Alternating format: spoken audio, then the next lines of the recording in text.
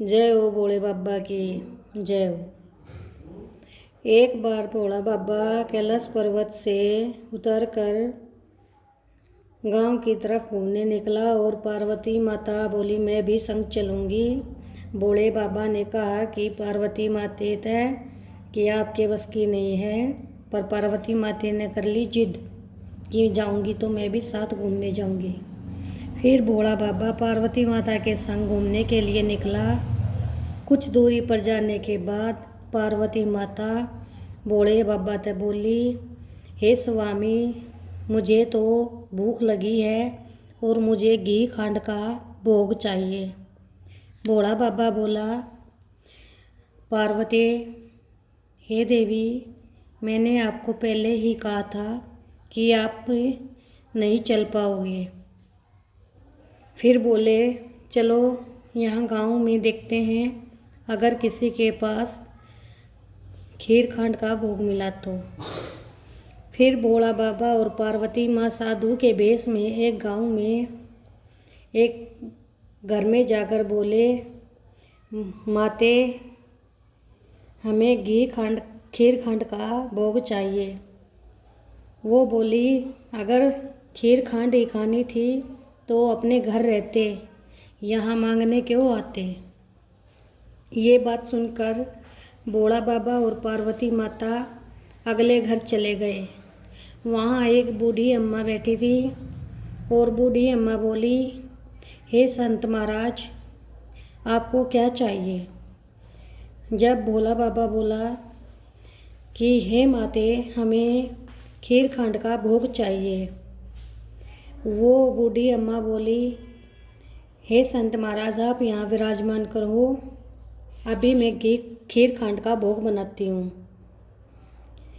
वो वहाँ पे बैठ गए और वो बूढ़ी अम्मा अपना लोटा लेकर दूध लेने के निकली तो भोला बाबा बोला, हे माते, आप कहाँ जा रही हो। तो बूढ़ी अम्मा बोली, मैं खीर बनाने के लिए दूध लेकर आती हूँ। तो भोला बाबा बोला, हे माते, आप अपने अंदर जाओ, वो अंदर दूध के टोकने भरे हैं। तो बूढ़ी अम्मा अंदर गई, देखा तो दूध के टोकने भरे हैं। बूढ़ी अम्मा ने ढेर सारी खीर खंड बनाई और भोले बाबा और गौरा माँ, जो कि साधु के रूप में थे, उनको भर पेट खवाई।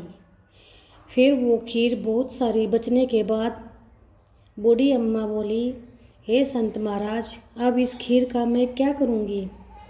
मेरे तो कोई खाने वाले भी नहीं हैं, मेरा परिवार भी नहीं है। तो भोला बाबा बोला, हे बूढ़ी अम्मा, आप अपनी आंखें बंद कर लो।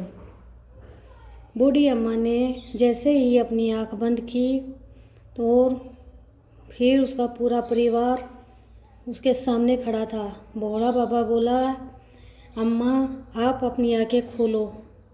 बूढ़ी अम्मा ने जैसे आँख खोली तो देखती है कि उसका पूरा परिवार उसके सामने खड़ा है। बेटे भी हैं, बहुएं भी हैं और पोता पोती भी हैं। फिर वह अम्मा बोली, हे संत महाराज, मैं इतने बड़े परिवार को कहाँ रखूँगी, मेरी तो ये छोटी सी कुटिया है। फिर शिव बाबा, जो कि साधु के भेष में थे, उन्होंने कुटिया को लात मारी और कुटिया से महल बन गया। फिर वह बूढ़ी अम्मा खीर के कटोरे भर भर कर पूरे पड़ोस में बांटने लगी। वह खीर उसी घर में लेकर गई जहाँ पर पहले भोले बाबा और पार्वती माता ने खीर खंड का भोग मांगा था। वह बोली, अरे बूढ़ी, आपके पास इतनी खीर कहाँ से आई जो कि आप कटोरे भर भर के बांट रही हो। वह बोली, मेरे घर पर एक साधु और एक साध्वी आए थे, उनके आशीर्वाद से मुझे सब कुछ मिल गया। वह बोली, वह कहाँ है। वह साधु और साध्वी मेरे घर भी आए थे और मैंने खीर खंड नहीं बनाई तो मेरे घर से सब कुछ चला गया। बूढ़ी अम्मा बोली, वह मेरे घर से अभी अभी निकले हैं। फिर वह दौड़ती हुई उनके पीछे पीछे जाती है और आवाज़ लगाती है, साधु साध्वी रुको। तो भोला बाबा जो कि साधु के भेष में था वो रुक गया और बोला, हाँ बच्चा बोलो। वह बोली, साधु आपने मेरा सब कुछ उस बूढ़ी अम्मा को क्यों दे दिया? जब साधु के रूप में भोला बाबा बोला, ना ही मैंने तेरा लिया है, ना ही मैंने उसको कुछ दिया है।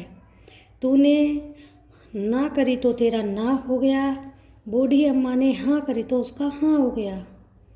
वो बोली, ऐसा तो क्या कहूँ, मेरी कोई गलती हो गई है, तब मैं माफ़ी मांगती हूँ, पश्चाताप करती हूँ, मुझे माफ़ कर दो।